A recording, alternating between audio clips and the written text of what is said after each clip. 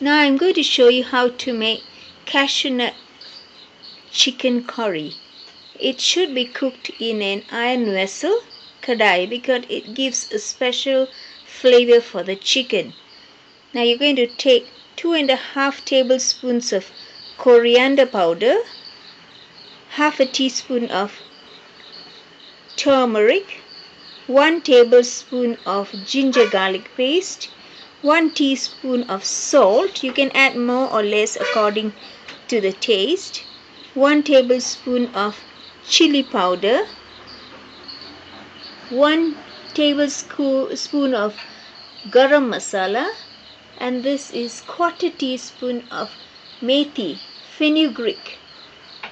1 large tomato sliced into small, 1 bowl full of chicken pieces, 1 bowl full.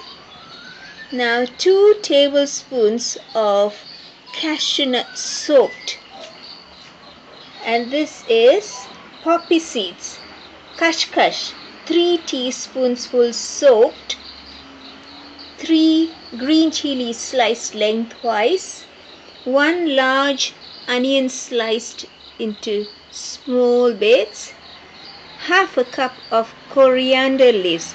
These are the ingredients that you need. Now you're going to cook these onions and then grind onions, cashew nut and kashkash all together into a paste. Now kadai, you're going to pour in just a little oil just to cook the onions, not too much. The onions are getting cooked. Just saute it for just 2 minutes. Take away the raw flavor, and you're going to grind this with the cashew nut and kashkash, the poppy seeds together, which is going to give you a wonderful flavor for the cashew